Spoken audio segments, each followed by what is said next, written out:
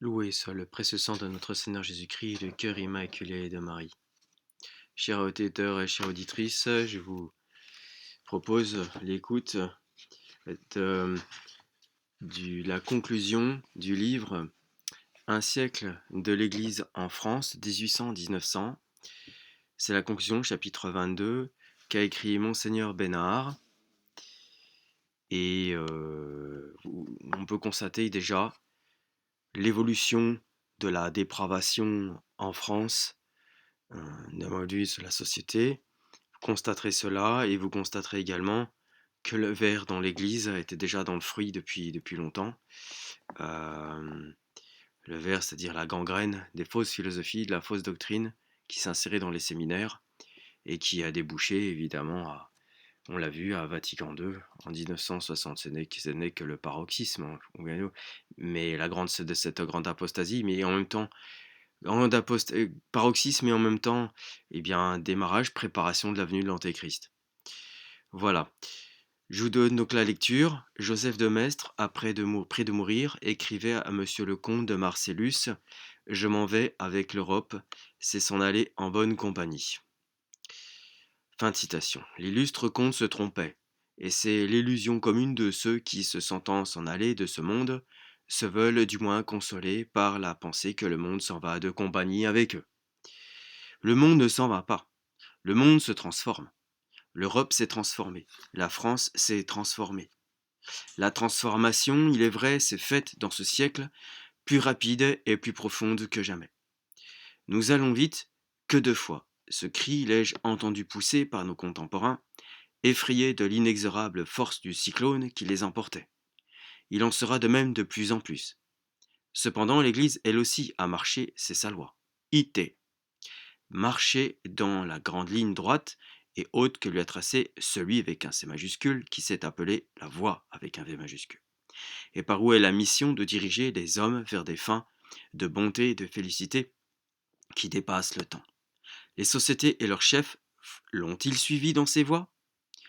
Ou le mouvement général de ce siècle a-t-il abouti de part et d'autre?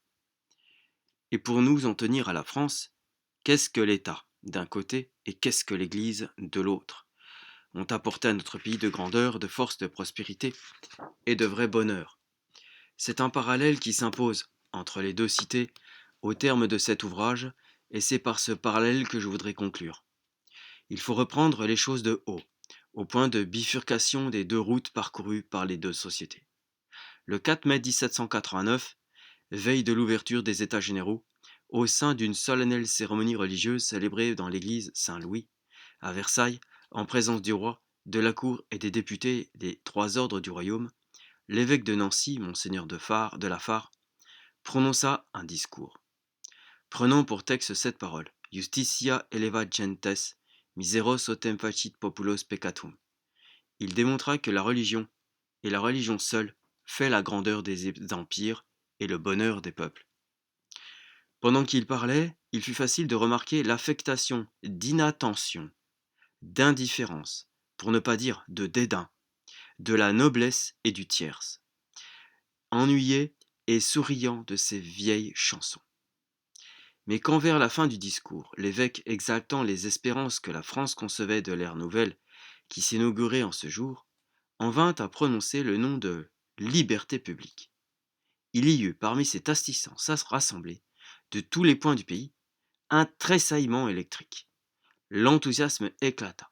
On se leva et on applaudit, malgré la sainteté du lieu et la présence du roi. Il y avait là un signe du temps, qui était également un pronostic de l'avenir. Cette indifférence dédaigneuse d'une part pour l'autorité de Dieu, cet enthousiasme délirant d'autre part pour les libertés de l'homme, c'était en germe l'esprit de la révolution tout entière. Elle se révélait dès son aurore. La séparation des deux puissances, la divine et l'humaine, une séparation près de devenir un divorce, venait de s'affirmer avec éclat dans les esprits, avant de s'accomplir dans les événements. Ce n'était pas toutefois cette séparation qu'avaient voulu nos pères en 1789. À cette fin du XVIIIe siècle, il s'était produit en France un grand mouvement national, qu'il serait injuste de confondre avec les apostasies et les saturnales qui ont suivi. Du sein de la nation entière, de légitimes aspirations étaient closes, au souffle d'idées généreuses, qui primitivement étaient des idées chrétiennes. On les avait fait monter ardentes et confiantes vers un trône où régnait le cœur le plus dévoué à son peuple, qui fut depuis Saint Louis. Et certes, elles étaient bien d'un fils de Saint Louis, ces paroles par lesquelles le roi Louis XVI convoquait les États, et par eux conviait le pays qu'il aimait à inaugurer avec lui le règne de la loi de Dieu, dans la paix, la liberté, la concorde, la religion, et finalement le bonheur. Citation. Messieurs, disait le prince, ce jour que mon cœur attendait depuis longtemps est enfin arrivé. L'espérance que j'ai conçue de voir tous les ordres de l'État, réunis de sentiments, concourir avec moi au bien général ne sera point trompée. Tout ce qu'on peut attendre du plus tendre intérêt au bonheur public, tout ce qu'on peut demander à un souverain, le premier ami de ses peuples, vous devez l'espérer de mes sentiments. Puisse, messieurs, un heureux accord régner dans cette assemblée. Puisse cette époque devenir à jamais mémorable pour le bonheur et la prospérité du royaume. C'est le souhait de mon cœur, c'est le plus ardent de mes vœux. C'est enfin le prix que j'attends de la droiture de mes intentions et de mon amour pour mes peuples.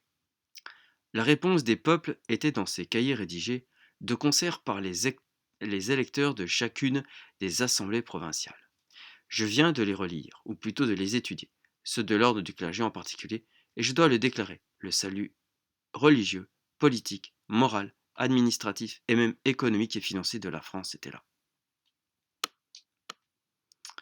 Oui, le texte de Louis XVI est fini. Hein. J'ai pas dit fin de citation, mais il était fini. Je veux bien y reconnaître quelques lacunes. Il est vrai. Le clergé, par exemple, encore rivé de la vieille chaîne du gallicanisme, ne s'y montre pas assez conscient de la force qui lui viendrait d'une plus étroite union avec le Saint-Siège. La noblesse laisse çà et là percer un attachement plus opiniâtre que raisonnable à certaines prérogatives auxquelles cependant elle va bientôt renoncer si spontanément et si généreusement dans la nuit du 4 août. Le tiers-état se souvient trop que, selon le mot de Sieyès, il n'était rien hier, il sera tout demain, prenant déjà contre la noblesse et la couronne sa revanche d'antique dédain par d'arrogantes prétentions. Mais au-dessus de tout cela plane, dans ses vœux unanimes de la nation consultée, l'image d'une société qui aspire à se reconstituer sur sa vraie base, une base chrétienne. Les vœux du clergé surtout donnent l'idée de ce qu'alors l'Église eût fait de nous si on l'avait laissé faire. Le décalogue y fait loi, le repos du dimanche y est commandé, la presse impie et licencieuse refrénée, la foi véritable protégée, l'erreur tolérée mais surveillée, le culte épuré et ennobli, le choix des évêques élargi et éclairé, la résidence épiscopale imposée, la liberté des élections épiscopales réclamée, la pluralité des bénéfices interdite, la désastreuse commande des abbayes condamnées, l'ordre monastique ramené à ses premières règles, les conciles provinciaux institués convoqués périodiquement, l'enseignement religieux à tous les clergés et à tout le degré préconisé, les œuvres de charité, les établissements hospitaliers universellement propagés. En relisant ces cahiers et pouvoirs de l'ordre ecclésiastique en 1789, mes souvenirs me reportaient à cette grande réformation que 2 siècles auparavant, le Concile de Trente inscrivait en tête l'un de ses décrets et qu'il accomplissait avec une autorité bien autrement auguste et efficace, il est vrai, l'autorité de Jésus-Christ. Mais le clergé n'a pas pensé à l'Église seulement. Ce grand corps a pensé à tous les autres corps, et c'est pour eux non moins que pour lui qu'il formule ses vœux. Dans l'ordre politique, il demeure une sage représentation, le retour périodique, il demande une sage représentation, le retour périodique et régulier des États généraux, l'inviolabilité de la personne royale, une constitution de nature à raffermir l'union du chef avec les membres, la responsabilité ministérielle, l'égalité des citoyens dans l'admissibilité aux places et aux emplois soit ecclésiastiques, soit civils et militaires, la garantie de la liberté individuelle, l'inviolabilité de la propriété, l'abolition de la traite des nègres et les derniers restes du servage en certaines provinces. Dans l'ordre judiciaire, le clergé demande encore qu'on rapproche la justice royale des justiciables, qu'on demande qu'on diminue les formalités et les lenteurs de la procédure, qu'on crée dans chaque paroisse une chambre d'arbitrage ou justice de paix, qu'on consacre l'inamovibilité de la magistrature, que la vénalité des charges soit abolie, que les tribunaux d'exception soient supprimés, que les justices seigneuriales ou féodales soient réformées. La sellette est la question préalable abrogée, les peines afflictives mitigées, les supplices atroces abolis, les prisons assainies et surtout moralisées. Dans l'ordre législatif, la loi sera unifiée, un nouveau code sera rédigé. De même, dans l'ordre financier, agricole, commercial, uniformité et égalité de l'impôt, unité des poids et mesures, abolition de la corvée, répression de l'usure des juifs, liberté du commerce, récompense accordée aux inventions utiles, dessèchement des marais, ouverture des routes, reboisement des montagnes. Dans l'ordre économique et charitable, enfin, les pauvres protégés, des biens affectés à leur soulagement, leur contestation jugée gratuitement, leur indigence ménagée dans la répartition de l'impôt, leurs maladies soignées, leurs enfants instruits, leurs redevances diminuées, de nouveaux hospices créés, des crèches établies, des dépôts de remèdes multipliés, les maux de piété surveillés, le prix des denrées abaissé, on a pensé à tout. C'est à la suite de ces vœux que le clergé écrivait dans les instructions données à ses représentants, citation, nos députés n'oublieront pas que, tenant dans leurs mains le dépôt sacré de notre confiance, ils vont se trouver dans l'Assemblée des États généraux, les organes de la religion, les défenseurs de la patrie et pour ainsi dire les protecteurs de tous les citoyens. Représentants de tant de pasteurs vénérables qui gémissent de voir sans cesse la misère au sein des campagnes, ils ne doivent pas oublier que le malheureux viendra leur demander compte de la mission qu'ils ont reçue. Ils devront la remplir en faisant voir en eux la douceur et la retenue qui font respecter un ministre des autels et cette fermeté inébranlable qui sied aux citoyens d'un grand peuple. Puisse le roi des rois accomplir les vœux de notre auguste monarque, donner à tous ceux qu'il rassemble autour de lui pour prendre leurs conseils l'esprit de sagesse et de concorde, ranimer par nous la foi de nos pères, y rétablir l'innocence des mœurs, et rendre à la France sa gloire et de sa félicité, et en faisant refleurir toutes les vertus. Fin de citation. En gros, voilà, je fais une parenthèse et un commentaire. Voilà donc ce que réclame le clergé auprès l'Église de France, auprès du roi. Donc une bonne réforme qui remet toutes les choses socialement et religieusement dans un bon ordre. Mais voilà ce qui va se passer. Tel est le programme de l'Église de France. Je poursuis. Ainsi s'est-elle mise à la tête de tous les genres d'amélioration et de progrès. Ainsi avait-elle rêvé de faire en nous une grande nation, libre, forte, généreuse et fière, travaillant elle-même à son raffermissement et à sa rénovation sous le regard de Dieu. Comment toute cette entreprise de reconstruction sociale s'entint-elle aux travaux d'approche et aux échafaudages? Comment ces prêtres qui se montraient de si sages patriotes furent-ils transformés le lendemain en ennemis de la patrie et traqués, poursuivis, proscrits, massacrés au nom de ce peuple dont ils voulaient à la fois le salut et le bonheur? Je n'ai plus à le dire. Ils étaient les ministres de Dieu et on en était venu à vouloir se passer de Dieu. Ils étaient les hommes de l'Église et on allait chercher à enchaîner l'Église en décrétant la constitution civile du clergé. Ils étaient partis du principe nécessaire de l'union des deux puissances et on se précipitait à grands pas vers la séparation. La séparation se fit aveugle et sanglante.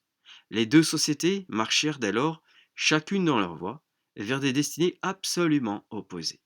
Et pendant un siècle entier, on eut le spectacle d'un double phénomène sur lequel je voudrais attirer les regards. La société civile avait voulu marcher seule. Elle marcha donc, et je lui dois cette justice que, dans une certaine voie, elle s'avança fort loin.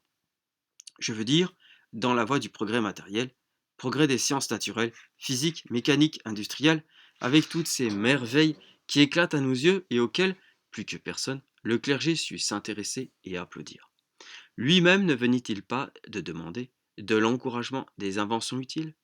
Ces inventions utiles, ces magnificences matérielles, nous ont été données avec une profusion qui a semé des prodiges d'un bout du globe à l'autre. Les hommes de mon âge, écrivait il y a 10 ans monsieur Georges Perrault, ont eu d'étranges surprises. Ils sont montés dans les premiers wagons qui avaient couru sur les rails des chemins de fer. Ils ont envoyé les premières dépêches qui avaient volé le long des fils de métal. Ils ont allumé les premiers becs du gaz et de la lumière électrique. Les premiers, et je les plains, ils ont entendu retentir dans leur cabinet l'odieuse sonnette du téléphone. C'est pour eux que l'anesthésie a supprimé la douleur et que les méthodes antiseptiques ont permis à la chirurgie de tout oser impunément. C'est à eux qu'il était donné de voir la lumière du soleil imprimer lui-même leur image, etc., etc. Fin de citation. Il est à remarquer que ces inventions, que ces découvertes ne sont pas le produit des forces factices, artificielles, dues à l'effort des bras de l'homme et au génie d'une société ou d'un empire périssable, comme ce gigantesque monument de l'Antiquité assyrienne, égyptienne, pélagique, romaine, qui se sont écroulés d'eux-mêmes et ont péri avec la puissance matérielle qui les avait créés. Nos découvertes sont celles de forces secrètes et immanentes de la nature, qui ne demandent pour se produire que la combinaison des éléments les plus simples, perpétuellement existants et continuellement sous la main de l'homme. Donc force inadmissible, autant qu'impérissable et inépuisable, qu'on quête à jamais assurer à la civilisation universelle.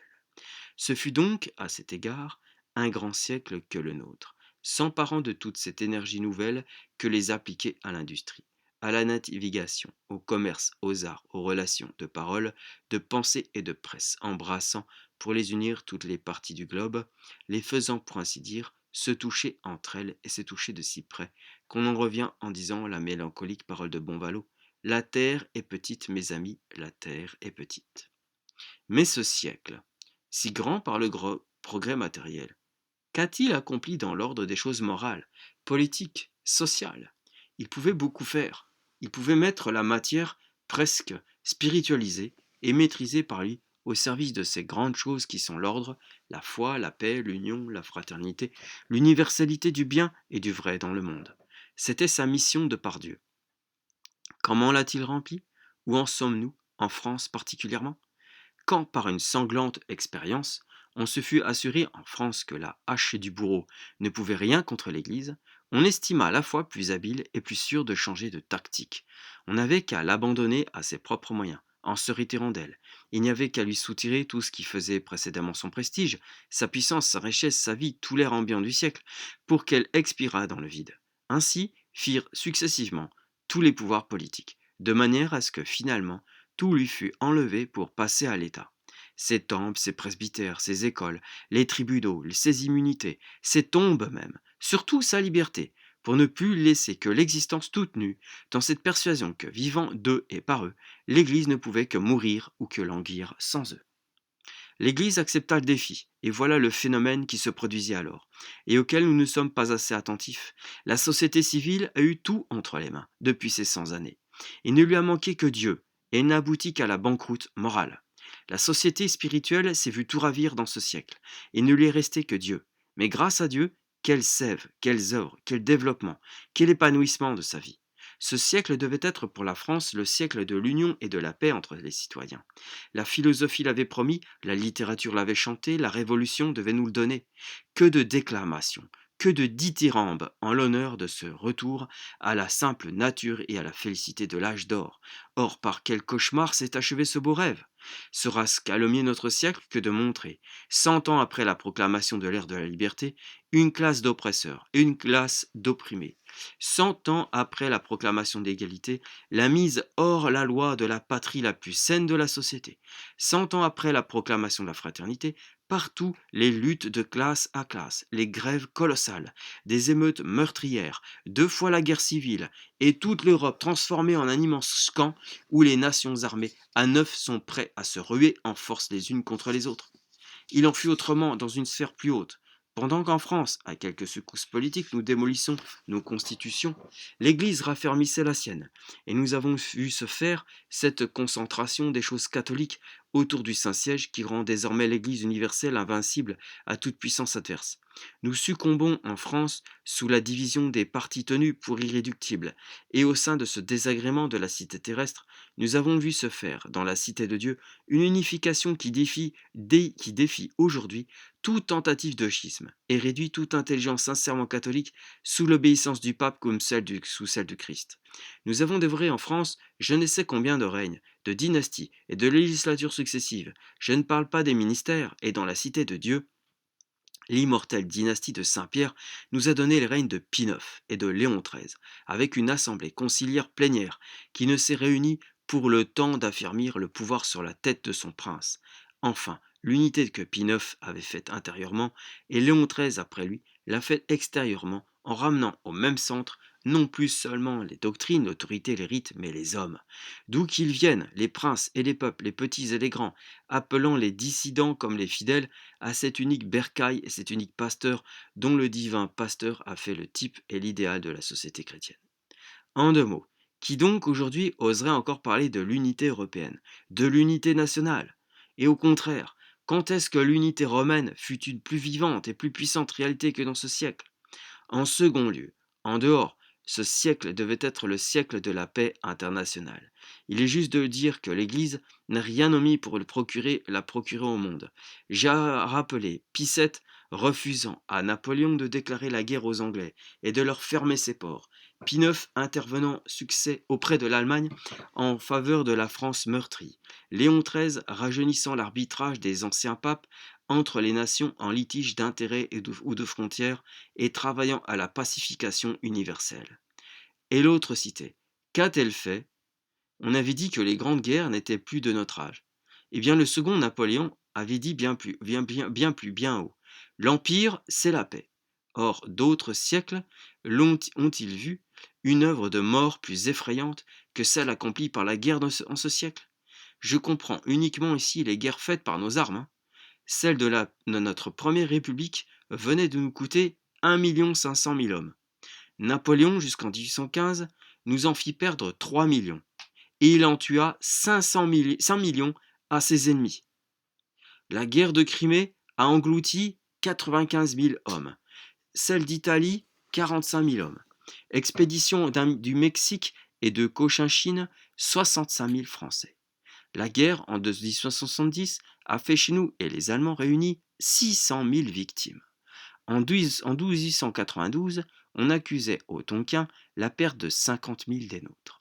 Si maintenant on additionne, avec les pertes de la France, celles des nations de l'Europe et de l'Amérique, dans toutes leurs guerres au présent siècle, on arrive au total général effrayant de 10 500 000 tués.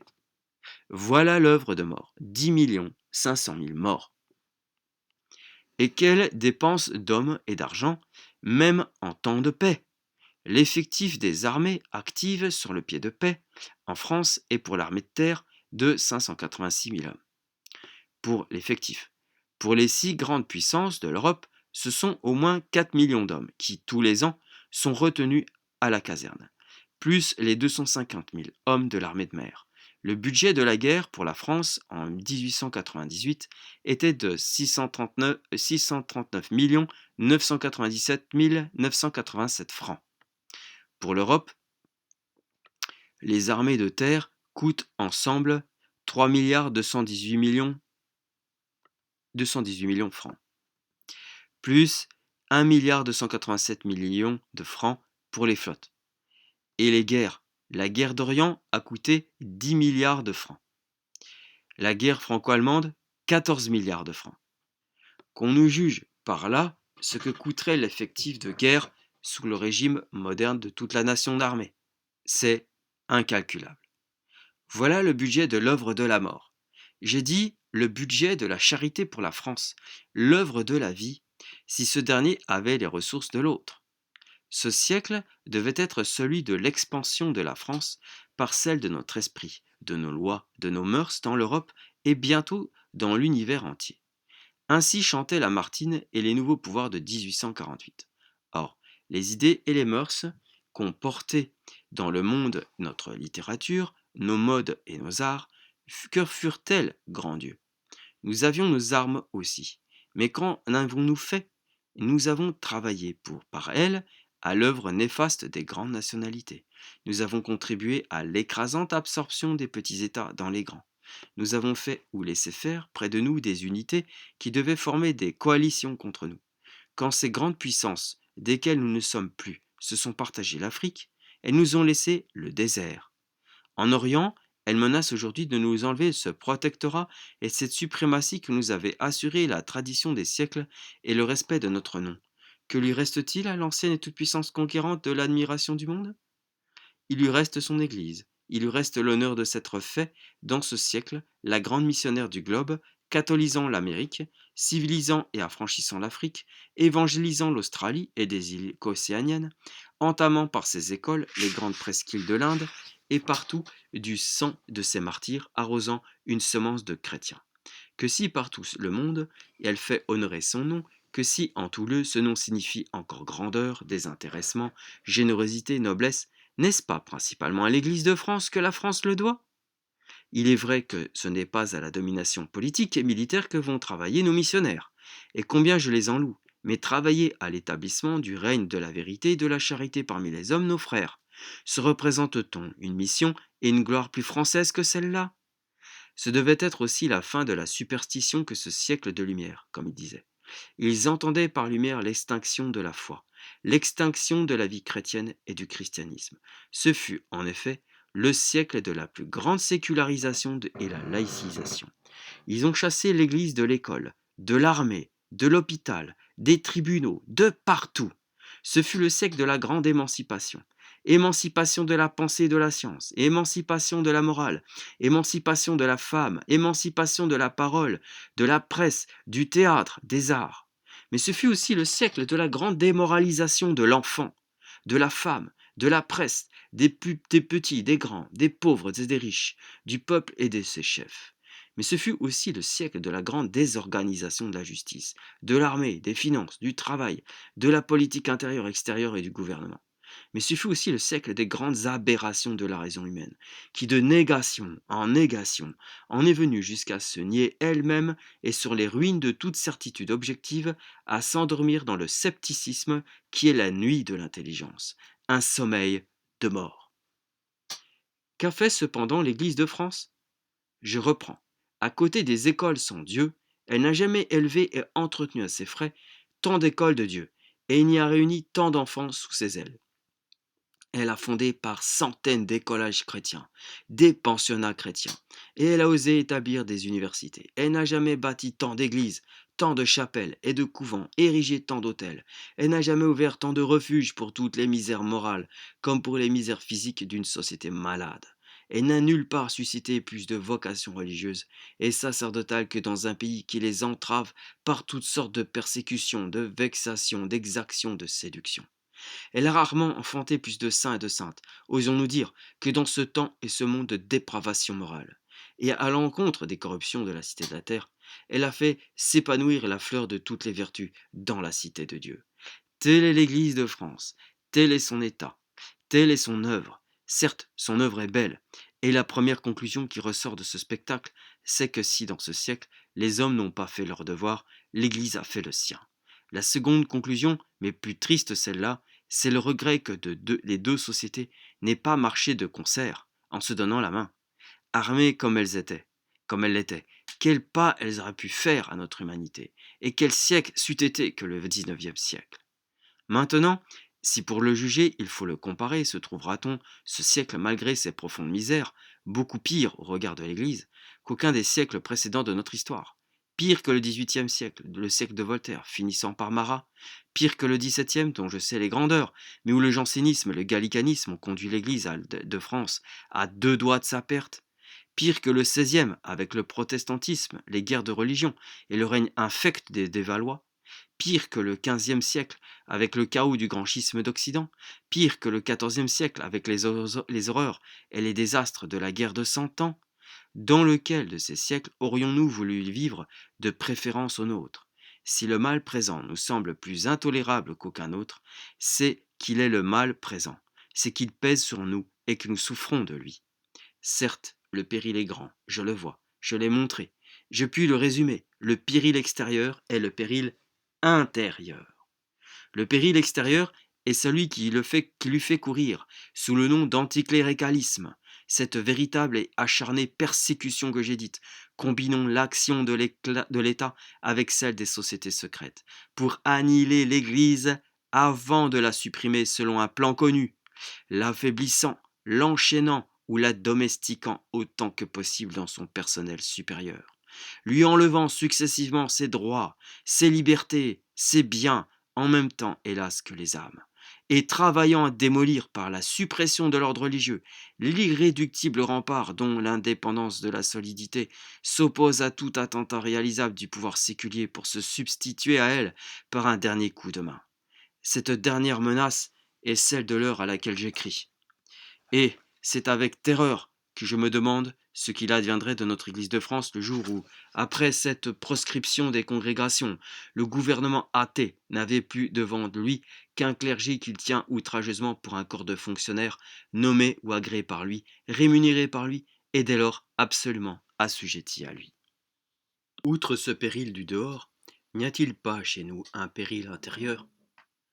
N'en est-ce pas un, par exemple, pour l'antique croyance, que la hardiesse d'une certaine école d'interprétation biblique et évangélique? N'en est-ce pas un autre pour la hiérarchie, que cette sorte de parlementarisme ecclésiastique dont les étranges assemblées commencent à faire parler d'elle, et la démocratie qui a sa place ailleurs, va-t-elle faire irruption dans le sanctuaire? Mais l'un et l'autre de ces deux dangers pourraient peut-être conjurés. Tant dans l'Église et son chef l'autorité est forte, tant dans l'Église de France la discipline est grande. Plus grave, et chez nos fidèles, le péril qui résulte de l'énervement des caractères, de la lassitude de la lutte. Énervement des caractères, il faut entendre justement le manque de vivacité.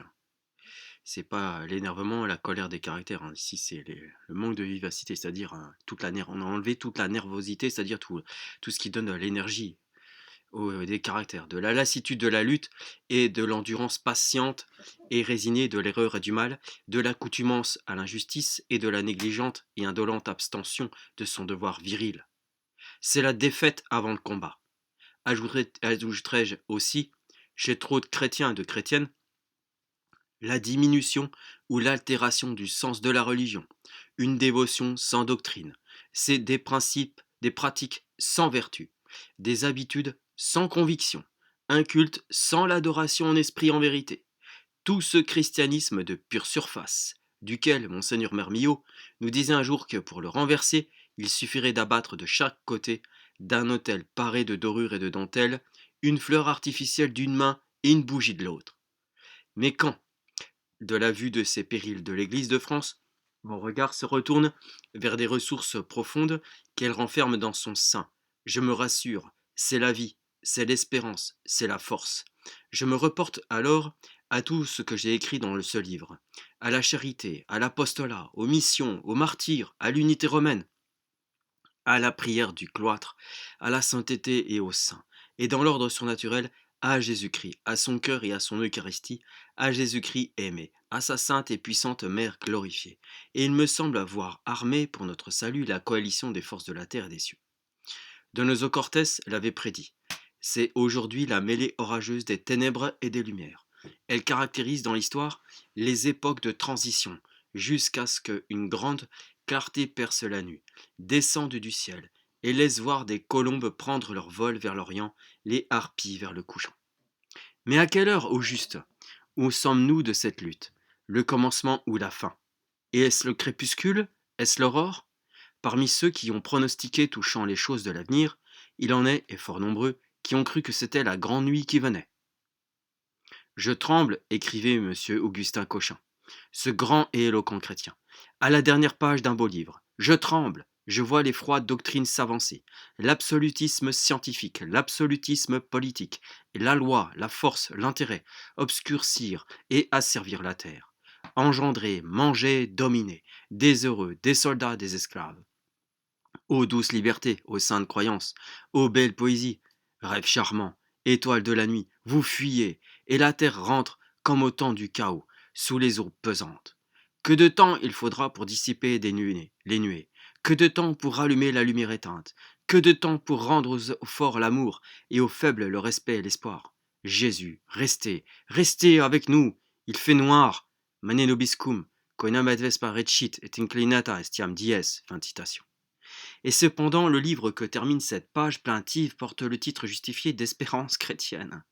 Espérance chrétienne, car les espérances purement humaines, où résident-elles? Est-ce dans les hommes d'État, l'avènement de leur politique, le secret de leur combinaison, l'habileté de leur gouvernement. Il est à remarquer, et cela étant toute notre histoire, que dans le cours entier de ce siècle, aucun des événements, aucune des révolutions, aucun des hommes en qui la France catholique plaça successivement sa confiance ne lui a apporté le salut.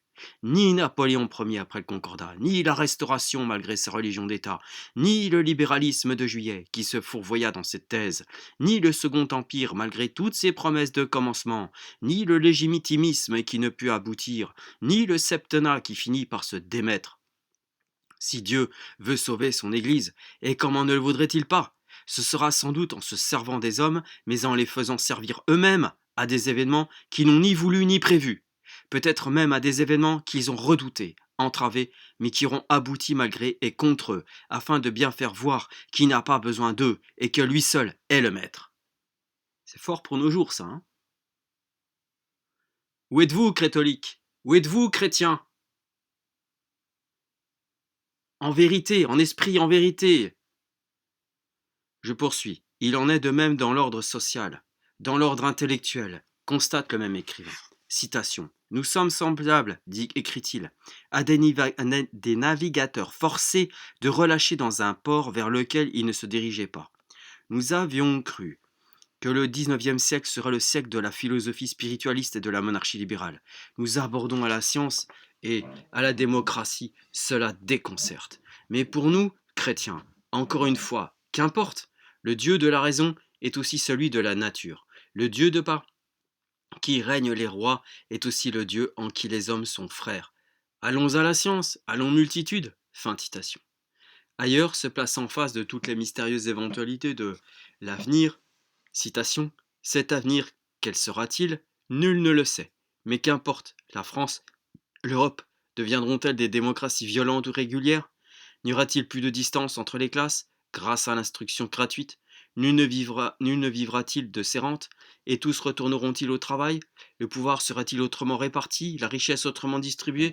La terre prendra-t-elle une autre face, ou radieuse ou affreuse? Qui le sait? Mais qu'importe, la vie sera toujours la vie, l'âme sera toujours l'âme, décadence ou progrès, civilisation ou barbarie, rien ne change la vie, donc rien ne change la foi. L'unique espoir des hommes, comme la vie des âmes, est le Christ, et nulle puissance au monde ne peut l'arracher du cœur des vivants. Fin de citation. Le Christ, vie des âmes, besoin instinctif et inassouvi des âmes, le Christ, seul médecin des âmes et de société, souffrance des âmes sans le Christ, angoisse des cœurs sans le Christ, ténèbres des intelligences sans le Christ, désordre des sociétés sans le Christ, de toute société domestique, ouvrière, civile et politique, voilà la raison, non l'unique certes, mais la raison actuelle qui ramènera les âmes et la société au Christ. Raison de croire, raison d'espérer aussi, car cette âme humaine, telle qu'elle est, naturellement chrétienne, c'est une âme immortelle, inexterminable, quoi qu'on en fasse, ainsi qu'il est écrit. Et l'évangile fait pour elle, cet évangile non d'un siècle, mais de tous les siècles, dit saint Jean, Evangelium Sempiternum. Or, voici qu'à l'heure même où nous imprimons les dernières lignes de ce livre, descend sur l'Église, sur nous, une parole pontificale qui vient clore le siècle présent et éclairer le siècle futur par un dernier coup de lumière. Et ce que fit jaillir à nos yeux cette lumineuse encyclique du 1er novembre 1900 sur le Christ Rédempteur, c'est un rayon de la face de Jésus-Christ en qui seul fait voir la voie, la vérité et la vie. Vie des âmes, vie des peuples, vie de la foi, vie de la grâce. Lui aussi, le grand pontife, déclare que ce siècle qui nous laisse tant d'inquiétudes et de craintes n'est pas sans avoir fait naître des consolations, des espérances. Fin de citation. Il souhaite que les étincelles que durant cette année jubilaire, il a vu jaillir autour de lui, de l'antique foyer de la religion, deviennent un incendie qui embrase le monde. Fin de citation. Il veut que la confiance dans le divin Rédempteur soit le legs du siècle qui finit à celui qui commence. Il prie sa miséricorde d'abaisser ses regards sur un temps et un pays qui ont commis bien des fautes, mais connu de cruelles expiatrices souffrances. Et il demande qu'embrassant dans ce regard toutes les nations de la terre, le crucifié se souviennent de sa divine promesse, citation, quand j'aurai été élevé de terre, j'attirerai tout à moi, fin de citation. Mais le Christ Rédempteur ne fera pas de miracle pour racheter notre peuple, son peuple, malgré lui et sans lui. Il nous faut de notre côté mériter le salut en collaborant à son œuvre rédemptrice. Et c'est à quoi un saint prêtre, M. Emmanuel de Broglie, exhortait la jeunesse, 1892, dans son livre Du présent et de l'avenir du catholicisme en France. Cette jeunesse appuiera donc son espérance sur l'indestructible évangile qui a renouvelé le monde. Et elle reconnaîtra pour maître le Christ ressuscité qui ne peut mourir de nouveau. Elle puisera sa force dans l'Eucharistie, source intarissable du dévouement et du sacrifice. Et puis, considérant que les puissants, citation, les puissants du jour que nous avons contre nous sont des forces terrestres qui peuvent s'écrouler et qui changent souvent de main, courage, dit-il, la jeunesse catholique peut et doit croire au progrès et jeter sur l'avenir des regards confiants. L'avenir sera ce qu'elle le fera, par des efforts libres et courageux. Il faut seulement qu'elle ait confiance en Dieu, comme en elle-même, et qu'elle ne se laisse pas entamer par la contagion du découragement. Qu'elle cède, Dieu l'aidera. Chaque jour, après le saint sacrifice, tous les prêtres du monde entier, unis aux fidèles qui le répondent, demandent à l'auteur de tout bien de faire cesser l'épreuve si rude que subit l'Église et que subit en même temps notre patrie. Cette prière universelle, ordonnée par le souverain pontife l'an 13, ne finirait-elle pas par être exaucée? Fin de citation de M. Emmanuel de Broglie. Quant au programme de notre régénération, c'est à Jésus-Christ encore qu'il faut le demander. Il nous l'a donné article par article dans sa sublime prière à son Père céleste. Il est temps que la France, il est temps que les nations rapprennent leur paternoster. Il est temps que les peuples proclament premièrement qu'ils ont un Père dans les cieux, et que toute autorité dérive de la sienne. Ainsi l'autorité sera sacrée. Il faut que les sociétés et leurs gouvernements reconnaissent que leur fin indirecte, mais réelle, est de faire que le nom de Dieu soit sanctifié, c'est-à-dire honoré, respecté dans leurs actes.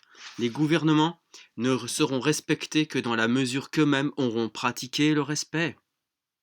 Il faut que les États chrétiens procurent le règne de Jésus-Christ, son règne doctrinal, moral et social, et que leurs lois ne soient jamais que l'expression de sa volonté, l'avènement de sa volonté, laquelle doit s'accomplir sur la terre comme au ciel.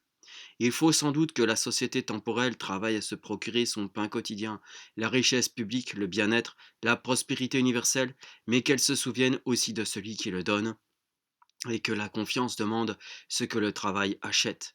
Donnez-nous aujourd'hui. Il faut encore que les peuples implorent leur pardon. Pardonnez-nous nos offenses. Ils sont obligés à l'expiation. Le mal étant dans le monde, la pénitence doit y être, et le sacrifice doit entrer par les éléments dont l'économie sociale doit tenir compte. Puis les peuples doivent aussi se pardonner leurs offenses. Il est temps de désarmer et de faire cesser cet effroyable pied de guerre européen qui est le retour au paganisme et à la barbarie. Assez de sang versé, assez de lutte contre les nations, assez de lutte entre les diverses classes de la société. Aimons et pardonnons à ceux qui nous ont offensés.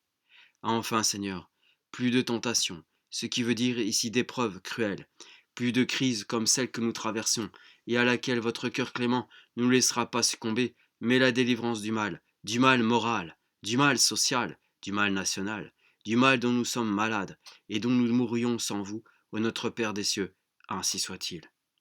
Fin de citation de cette conclusion du Père Monseigneur Bénard. Que dirait-il aujourd'hui?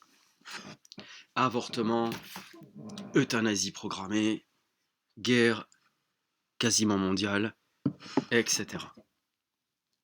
Monseigneur Fabre disait dans son livre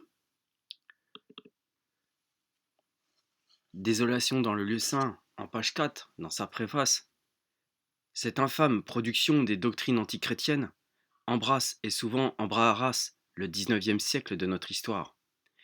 En ce moment fatidique, nous sommes en plein dans la période des résultats. Nous sommes jetés dans une mêlée monstrueuse où l'on distingue à peine les drapeaux, où socialistes et anarchistes, avec la dynamite et la grève, assomptent d'avance les bénéfices du combat, où la France et l'Église ne peuvent que recevoir simultanément des blessures.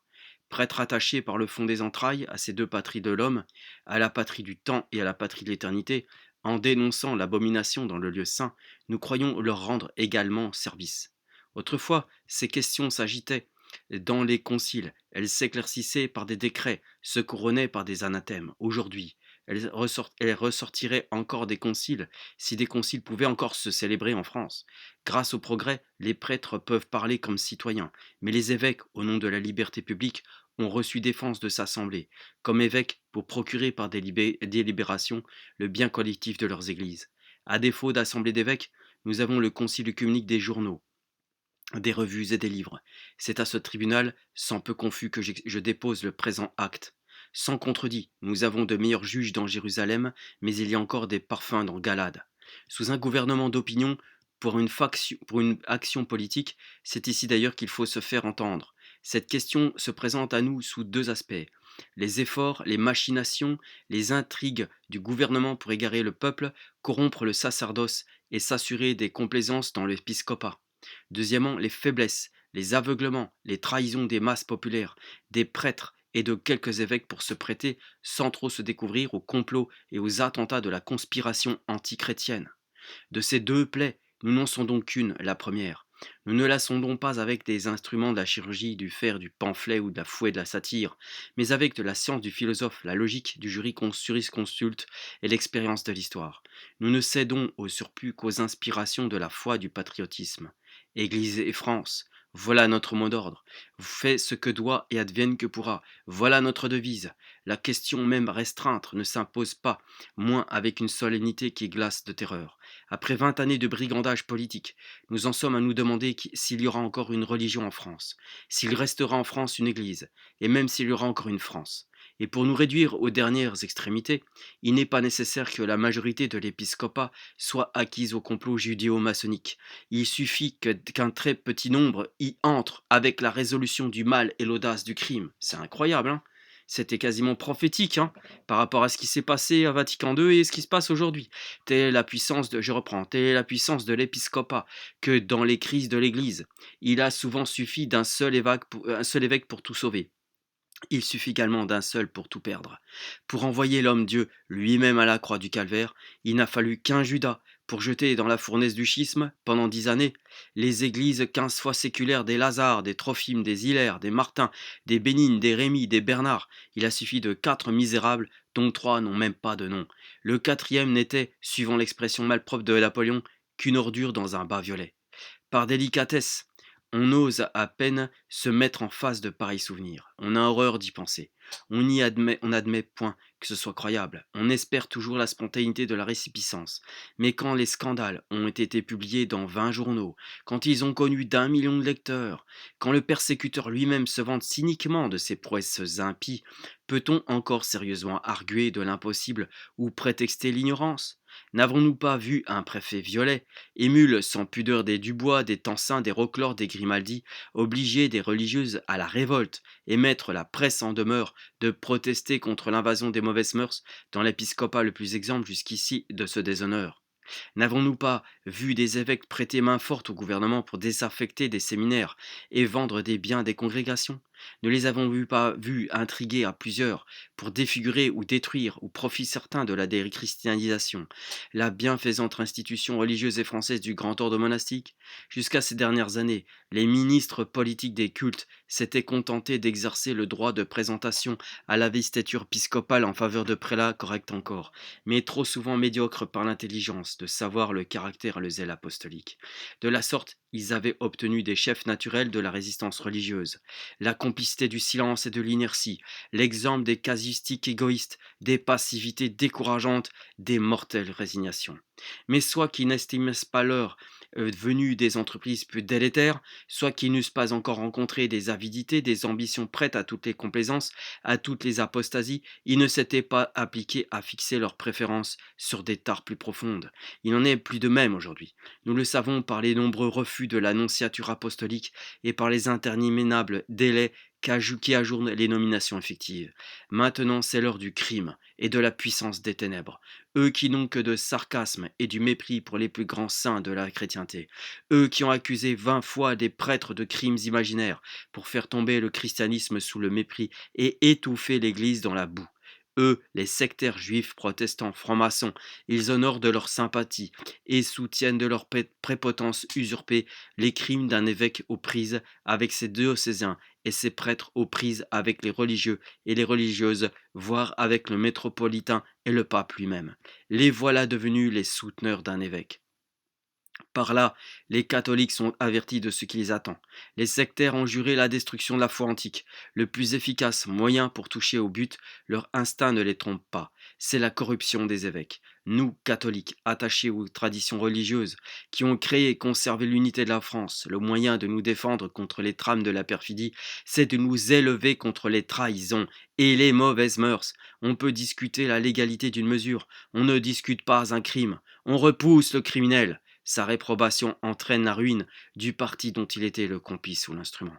Aujourd'hui, le piège que l'énonce, le cardinal secrétaire d'État et le pontife romain ont à déjouer sur toutes les listes de présentation à l'épiscopat, c'est l'introduction du sujet hors cadre, de prêtres vicieux, d'abbés à ruelles. Comme on disait autrefois, avec de tels êtres, les loges ont fait en 4 ans plus de mal qu'avec tous les autres en un quart de siècle. Avec cela, elles ne doutent pas une minute qu'elles peuvent tout oser, tout consommer. Or, par suite des 2 dernières fournées, que le public qualifie ironiquement la promotion Dreyfus et la promotion Trouillot, 3 ou 4 de cette argile malsaine se seraient déjà glissés dans l'épiscopat. Sur leurs actes inouïs, Hiram ferme les yeux et fonde ses espérances. La plume qui a gracié Dreyfus a signé ses promotions, ici préparant la trahison, là lui octroyant un bill d'amnistie. En outre, on compterait déjà au bas mot une demi-douzaine de prélats, qu'on dit prêts à se joindre à la secte en catimini, peut-être à se prononcer au haut de la chair, futur noyau de l'Église relevé par les Juifs, les protestants, les francs-maçons, les libres penseurs. En présence des faits qui émeuvent l'opinion, il devient facile aux catholiques de comprendre la nécessité, la cruelle nécessité, d'arborer l'étendard des saints combats. Au moins faut-il convaincre les sectaires et les futurs évêques des nouvelles couches, que leur indigne concert n'ira pas sans dommage pour eux, qu'ils trouveront à qui parler même parmi les plus timides chrétiens, que leurs projets schismatiques ne s'accompliront pas sans être démasqués, dénoncés, sans se heurter au plus haut des piloris. Voilà, je termine ici la citation de cet excellent livre, extrait de livre La désolation dans le lieu saint de Monseigneur Favre. Il y a déjà une vidéo parue sur le fait de dénoncer les hérétiques et les schismatiques publiquement. Voilà, mais je renouvelle cette exhortation, tout simplement, moi, pauvre laïc et pauvre grand pécheur, à tous les catholiques et chrétiens qui l'entendront ce message. Gloria natissimis Deo et intera pax hominibus bone voluntatis.